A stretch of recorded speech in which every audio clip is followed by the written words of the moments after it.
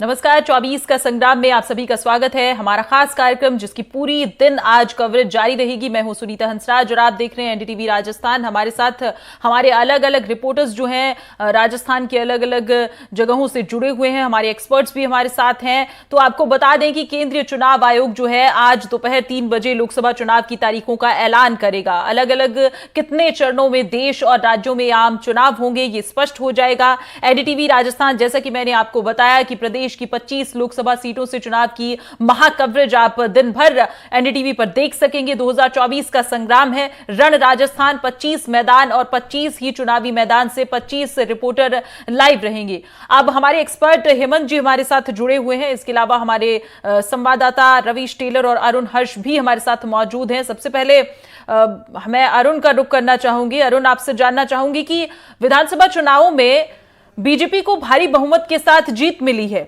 ऐसे में क्या लोकसभा चुनाव की तैयारियां करने की बीजेपी को जरूरत है? क्या लगता है आपको? आप ग्राउंड जीरो पर बने हुए हैं, क्या हालात हैं?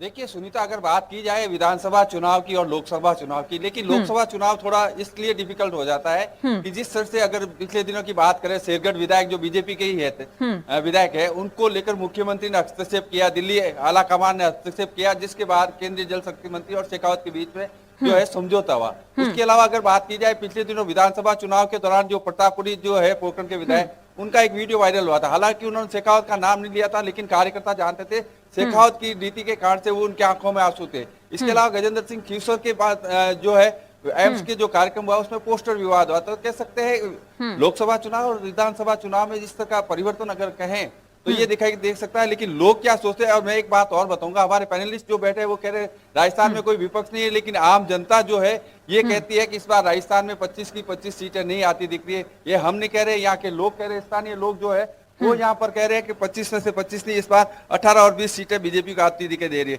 क्या लगता है इस बार आपको प्रदेश में जो चुनाव हो रहे हैं और जोधपुर में लोकसभा चुनाव हो रहे हैं? जोधपुर में लोकसभा चुनाव में जो प्रत्याशी नया बनाया है उचाड़ा जी को, तो जोधपुर की जनता बदलाव चाहती है और इससे कांग्रेस को जालोर सिरोही पे भी फायदा मिलने की संभावना है। और इस बार जोधपुर की जनता बदलाव चाहती है। और बीजेपी राजस्थान में ऐसा लगता है कि मैं भी थोड़ी बहुत पॉलिटिक्स में रुचि रखता हूँ, राजस्थान में ऐसा नहीं लगता है कि इस बार बीजेपी 25 की 25 सीटें ला पाएगी। ये लोगों का आकलन है सुनीता, जिस तरह से महिला है हम साथ इस बार इस चुनाव में क्या मुद्दे रहेंगे आपके साथ? ये लोकसभा चुनाव के अंदर हम लोग जनता ये चाहती है कि कोई भी प्रत्याशी खड़ा हो वो राष्ट्र और देश के हित के अंदर कार्य करे। अन्यथा क्या है कि पब्लिक भी परेशान हो रही है। अब जैसे कि प्रीतम शर्मा जी ने कहा कि जो ये अपने फ्लाईओवर ब्रिज है, पानी की समस्या है, जब तक ये कोई कार्यकर्ता कुछ भी खड़ा हो जाए और इसके अंदर कोई अमेंडमेंट नहीं करे तब तक उसके लिए वोट देना हमें उचित नहीं रहता है। अतः सभी पब्लिक से ये निवेदन है कि जो इन समस्याओं को, पब्लिक की समस्याओं का निवारण कर सके उसी को वोट देना उचित होता है। क्या मानते हैं आप इस बार लोकसभा चुनाव में? लोकसभा चुनाव हर 5 साल में होते हैं और मेरे लिए सबसे इम्पोर्टेंट होता है देश प्रगति कर रहा है, जो देश को आगे ले जा रहा है मैं उसको वोट दूंगा, उसी को आगे बढ़ाऊंगा। क्योंकि देश है तो हम हैं, अगर देश नहीं रहेगा तो हम भी क्या रहेंगे। यानी कि अलग अलग मुद्दे हैं। क्या लगता है राम मंदिर मुद्दा इस बार जो प्रधानमंत्री नरेंद्र मोदी ने बनाया है राम मंदिर को लेकर, उसका क्या छाया रहेगा लोकसभा चुनाव में? राम मंदिर सुप्रीम कोर्ट की देन है, इसमें मोदी जी का कोई रोल नहीं है। और राम मंदिर की शुरुआत ही राजीव गांधी जी के द्वारा की गई, जिसके कपाट खोले गए और आज ये जो भव्य मंदिर तैयार हुआ है इसमें आम पब्लिक के पैसे का रोल है और इतना चंदा मिला है, इसमें किसी गवर्नमेंट का या किसी का नहीं, सुप्रीम कोर्ट का सबसे बड़ा रोल है। और मैं ये मानता हूं कि जोधपुर के अंदर भी बदलाव की आवश्यकता है। बदलाव से हमेशा विकास की राह आसान होती है, जिससे विकास किया जाता है और नए चेहरे को भी मौका मिलता है। क्या लगता है पेट्रोल डीजल के दाम कम किए गए, उसका असर देखने को मिलेगा? हाँ, कुछ तो राहत मिली है, लेकिन हाँ जैसा कि पब्लिक चाहती है उतना उनको लाभ ना मिल पा रहा है। क्योंकि पड़ोसी देश जो है हमारे, उनको जैसा उचित है कि भी मिलना चाहिए। हम चाहते हैं कि आम जन को, जो हमारे से नीचे स्तर के लोग हैं, उन्हें अधिक से अधिक राहत मिले, तो थोड़ा अमेंडमेंट करना भी। और इसके लिए भी मैं ये कहती हूँ कि जोधपुर में जो अभी अधिक से अधिक गर्मी के मौसम के अंदर जो क्लोजर लिया जा रहा है, तो उसका ऑल्टरनेट जो है वो जरूरी ढूंढना आवश्यक है। अन्यथा जो जहां पानी नहीं पहुंच रहा है वहां पे बहुत दिक्कत हो रही है। यानी कि जी, सुनीता, अरुण। सबसे बड़ी बात है, केंद्रीय जल शक्ति मंत्री है, लेकिन पेयजल को लेकर जोधपुर की जनता की जो है चिंता है और लोग अलग अलग अपने विचार रख रहे जी, हैं। अरुण। और जो बात लोग कह रहे हैं या एक्सपर्ट कह रहे हैं कि 25 की 25 सीटें तीसरी बार आएगी, ऐसा यहाँ के लोगों को नहीं लगता है। जी जी अरुण, हमारे साथ रवीश टेलर भी बने हुए हैं। रवीश, जल्दी से मैं आपसे एक सवाल पूछूंगी कि 400 पार का जो नारा है वो बीजेपी लेकर चल रही है, तो आपको नहीं लगता कि बीजेपी जो है वो और कॉन्फिडेंट यहां पर नजर आ रही है? क्या लगता है आपको कि 400 पार का नारा है, कहां इसके नजदीक तक पहुंच पाएगी, या बीजेपी को जो कॉन्फिडेंस है वो पूरी तरह से काम करेगा? आप क्योंकि वहां पर लोगों से बातचीत करते हैं, आप उनके साथ बने हुए हैं, क्या लगता है आपको ग्राउंड से, क्या इस पर रिपोर्ट है?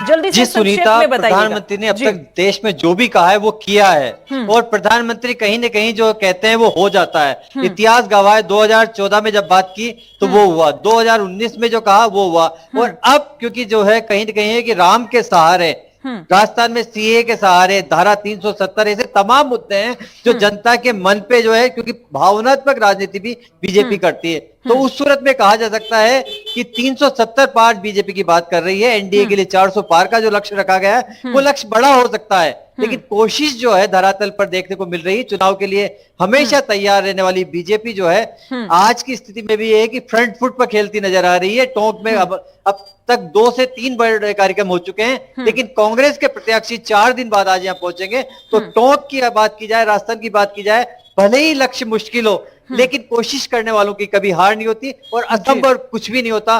कि कहते हैं कि कौन कहता है आसमां पे छेद नहीं हो सकता, एक पत्थर तो उछालो यारो। तो बीजेपी ने 400 पार का जो पत्थर उछाला है वो कितना असरदार होगा ये तो चुनाव परिणाम आने के बाद ही पता चल पाएगा। जी रवीश, क्योंकि जहां तक हम बातचीत कर रहे हैं, विश्लेषण कर रहे हैं, ग्राउंड से जो चीजें आ रही हैं वो खासकर बीजेपी की तरफ ही पलड़ा जो है वो कहीं ना कहीं भारी दिख रहा है। हमारे साथ हमारे एक्सपर्ट जो हैं, हेमंत जी भी हमारे साथ जुड़े हुए हैं, लगातार राजनीतिक विश्लेषण करते हैं। तो हेमंत जी, मेरा सवाल आपसे ये है कि राजस्थान जैसा राज्य, यहां पर अगर हम देखें तो 25 सीटें हैं, और 25 सीटों के बारे में हमारे दर्शकों को बताइए, एक ऐसा ब्यौरा दीजिए कि संवेदनशील और अति संवेदनशील जो सीटें हैं उन पर क्या कुछ मायने रखता है, किस तरह की तैयारी, जो दर्शक हमारे साथ नए जुड़ रहे हैं, जो नए वोटर हैं, वो क्या कुछ मायने रखता है, उनके लिए क्या ध्यान में रखते हैं, और क्या कुछ चीजें होती हैं इस तरह के राज्य में चुनाव की तैयारियों के लिहाज से, क्या रहता है, बताइए हेमंत जी। देखिए सुनीता जी, पहले तो मैं अभी जोधपुर की जागरूक जनता की कुछ बातें मैं सुन रहा था जी, उनके बारे में मैं यहाँ जिक्र करना चाहता हूँ। जी जरूर। अभी एक हमारे वहाँ लोग कह रहे थे, मैं उनके विचारों का सम्मान करता हूँ, वो कह रहे थे कि जोधपुर की जनता बदलाव चाहती है। निश्चित रूप से बदलाव हर जगह होना चाहिए, लेकिन अगर बदलाव चाहती है तो ये लोग उनको अशोक गहलोत जी को अनुरोध करें ना। वैभव गहलोत क्यों जोधपुर की सीट छोड़कर जालौर सिरोही गई हैं? वो जालौर सिरोही इसलिए गई हैं कि जालौर सिरोही वो 11 सीटों में एक सीट शामिल है जिन 11 लोकसभा सीटों पर विधानसभा चुनावों में कांग्रेस ने बढ़त बनाई थी। इसलिए वो एक मजबूत सीट समझकर जोधपुर छोड़कर जालौर सिरोही गए। उनको बुला लीजिए, जोधपुर की जनता उनको कहे कि नहीं आप यहीं से लड़िए, हम आपको वोट करेंगे। एक बात। दूसरी बात, एक अभी हमारे सज्जन कह रहे थे कि राम मंदिर बनाने में बीजेपी का कोई योगदान नहीं, सुप्रीम कोर्ट का योगदान है। निश्चित रूप से सुप्रीम कोर्ट का ये फैसला आया वहां से मिला, लेकिन अगर ऐसी बात थी तो कांग्रेस के लोगों ने ये क्यों फतवा जारी किया कि कांग्रेस का कोई भी व्यक्ति राम मंदिर दर्शन करने नहीं जाएगा? क्यों नहीं वो जब रामलला की प्राण प्रतिष्ठा हो रही थी उसमें कोई कांग्रेस के लोग शामिल नहीं हुए? तो ये बातें बिल्कुल समझने के जनता पूरी समझती है कि ये बातें कहीं भी विश्वास करने लायक नहीं है। अरे भाई, सब जानते हैं कि रामलला की प्राण प्रतिष्ठा में बीजेपी ने पूरा योगदान रहा। धारा 370 किसने हटाई? बीजेपी ने हटाई ना। अब AAA 3 तलाक का नियम कौन लाया? बीजेपी लाई। अब ये जो नागरिक संशोधन कानून लाया, बीजेपी लाई ना। राजस्थान में अभी कल ही 6 लोगों को, पाक विस्थापितों को नागरिकता मिल गई। तो तमाम इस तरह की जो काम है सीधे जनता को राहत देने वाले काम है। अरे भाई 100 दिन में राजस्थान सरकार ने उतने काम कर दिए जो अशोक गहलोत सरकार 5 साल में नहीं कर पाई। अशोक गहलोत सरकार पूरे 4.5 साल तो लड़ाई में लड़ती रही, केवल अंतिम 6 महीने में उन्होंने काम किए। तो ये बातें सब लोग समझ रहे हैं। इसलिए अगर जोधपुर की जनता बिल्कुल अगर बदलाव चाहती है तो उनको उनके लाडले वैभव गहलोत को जोधपुर में बुलाना चाहिए, वहां से उनको चुनाव लड़वाना चाहिए। ये मैं कहना चाहता हूँ। जी जी, रवीश भी हमारे साथ मौजूद है। रवीश, आपसे भी सवाल करना चाहूंगी। जिस तरह से हेमंत जी कह रहे हैं कि बीजेपी ने जो इतने मुखर होकर, प्रखर होकर आगे जो काम किए हैं, चाहे वो राम मंदिर का हो या बाकी कुछ मुद्दे हो, दूसरी तरफ जोधपुर की जनता जो है वो बदलाव चाहती है। और वैभव गहलोत का जिक्र किया उन्होंने कि वो जालौर से क्यों जा रहे हैं। तो क्या जनता के मन में क्या असमंजस है, या वो फैसला ठीक से नहीं कर पा रहे हैं, या मुद्दों को लेकर भटक रहे हैं? क्या कहेंगे? जी सुनीता, कहा जा सकता है कि बदलाव की बात करने वाले जो है खुद दूर भाग रहे हैं। कहीं ना कहीं रणछोड़ जैसी स्थिति में है कि हमने अपनी रिपोर्ट में पहले भी कहा था कि सचिन पायलट का चुनाव लड़ाने की बात हुई थी, लेकिन निश्चित तौर पे हमने अपनी बात रखी थी। सचिन पायलट ने भी कहीं ना कहीं इशारा दिया था कि अशोक गहलोत चुनाव लड़ेंगे तो मैं चुनाव लड़ूंगा। तो अशोक गहलोत ने मना कर दिया। अशोक गहलोत ने न सिर्फ मना किया बल्कि वैभव गहलोत को, एक सीएम 5 साल जो मुख्यमंत्री रहे हो, उनके पुत्र जो है वो अपनी सीट छोड़कर दूसरी जगह जा रहे हैं। अमेठी छोड़कर जो है राहुल गांधी कहीं वायनाड से चुनाव लड़ते हैं। तो उस सूरत में जनता के मन में ये सवाल है। बड़े फैसले लिए प्रधानमंत्री ने यह भी कहा है कि आने वाला वक्त जो है और कड़े फैसलों का होगा। निश्चित तौर पे कहा जा सकता है कि हम कुछ दिन पहले जो है जब CAA लागू हुआ तो पाकिस्तान मूल की पहली भारतीय सरपंच जो टोंक से है, नटवाड़ा से, उनसे बात कर रहे थे। तो उन्होंने जो पीड़ा हमें बताई कि CAA उनके लिए वरदान है, क्योंकि मैंने 17 साल पीड़ा झेली है, मैंने पाकिस्तान के हालात देखे हैं, मेरा परिवार वहां रहता है, वहां बेटियों की क्या स्थिति है, महिलाओं की क्या स्थिति है। तो इसी तरह जो है अगर हम 3 तलाक की बात करें तो 3 तलाक का ऐतिहासिक फैसला करने वाले बीजेपी थी। तो बीजेपी से लोगों को उम्मीद है कि कहीं ना कहीं जो है बीजेपी जो है आगे आएगी। जनता से जुड़े और भावनात्मक मुद्दों पर बीजेपी ने जो है काम किया है। और युवा भी यही कहते हैं कि कल जिस तरह एक युवा संवाद कार्यक्रम में कवरेज कर रहा था तो जय श्री राम के नारे जो है लगातार गूंजते रहे उप मुख्यमंत्री के सामने। तो युवा कहीं ना कहीं जो है प्रधानमंत्री की नीतियों से, उनके फैसलों से खासा प्रभावित नजर आता है। और यही कारण है कि बीजेपी को जो है, बीजेपी ने धरातल को टटोला है और फैसले लेने में जो है कहीं ना कहीं जो है बीजेपी कांग्रेस से बहुत आगे नजर आती है। जी जी रवीश, मैं हेमंत जी के पास जाना चाहूंगी। हेमंत जी, जिस तरह से रवीश का कहना है कि बीजेपी जो है मुद्दों को भुना रही है, तो ऐसे में हम क्या मानकर चलें कि विधानसभा चुनाव में हमने देखा कांग्रेस को हार झेलनी पड़ी, एक करारी हार, जहां पर 5 साल तक सरकार थी राजस्थान में, और उसके बाद अब लोकसभा चुनाव नजदीक है, तारीखों का ऐलान मात्र होना बाकी है। तो ऐसे में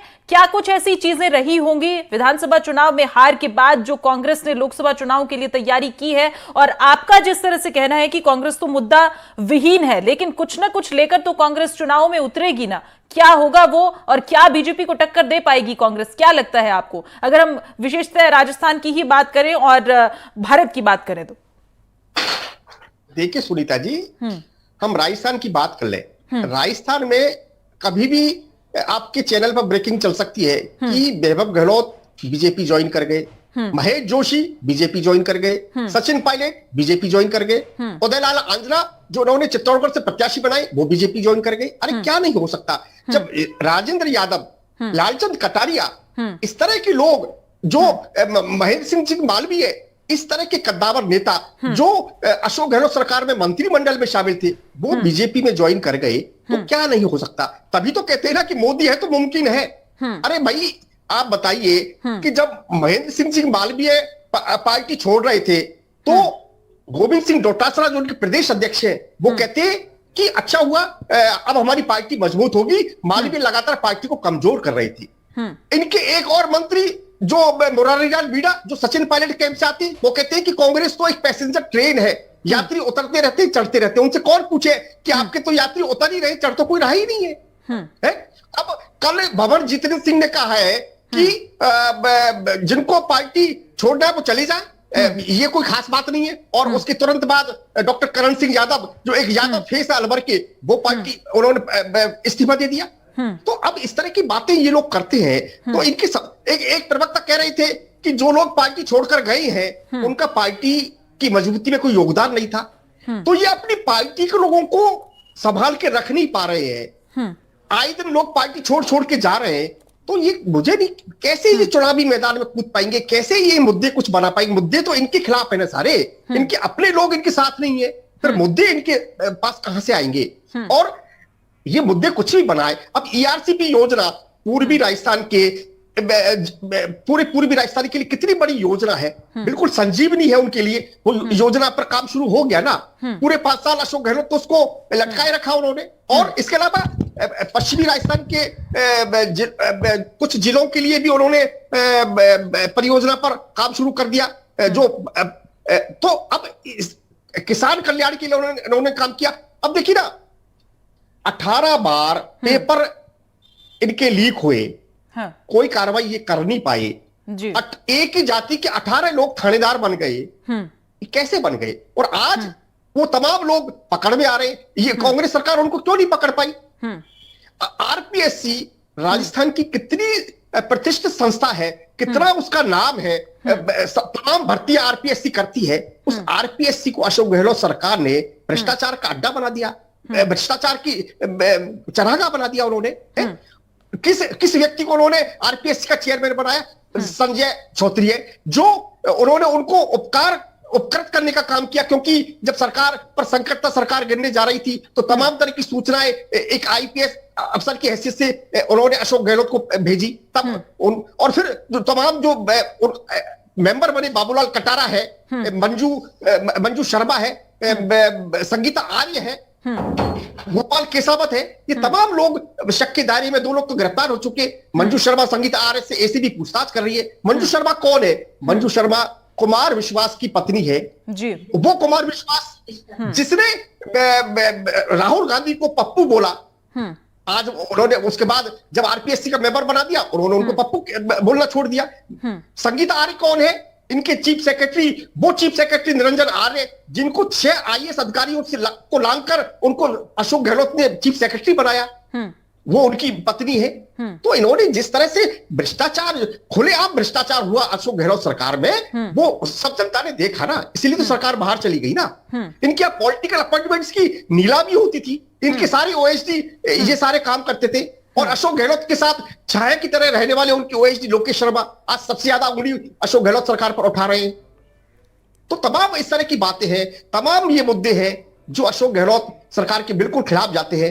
तो ये इनके पास कोई मुद्दा है नहीं, इनके खिलाफ तो ढेरों सारे मुद्दे हैं जनता को गिराने के लिए। जी जी हेमंत जी, ये जो चीज़ें हैं ये बहुत महत्वपूर्ण होने वाली है। यहाँ पर अगर राजस्थान की राजनीति और लोकतंत्र के लिहाज से भी अगर हम देखें तो इन चीज़ों पर गौर किया जाना चाहिए। जिस तरह से पेपर लीक वाला आपने बताया कि किस तरह से जो कैंडिडेट्स थे वो उन्होंने पेपर दिया और उसके बाद वो एसआई ट्रेनी भी बन गए थे, और बाकी जो मुद्दे और जो जानकारियाँ आपने हमारे दर्शकों तक पहुँचाई वो ज़रूर महत्वपूर्ण रहेगी चुनावों के लिहाज से। आज एनडीटीवी पर दिन भर कवरेज जारी है। हमारे संवाददाता रवीश टेलर और हर्ष हमारे साथ थे, हमारे एक्सपर्ट हेमंत जी और कमल जी हमारे साथ जुड़े थे इस खास पेशकश में। हमारे साथ आप सभी का बहुत शुक्रिया समय देने के लिए और इस महत्वपूर्ण चर्चा में शामिल होने के लिए।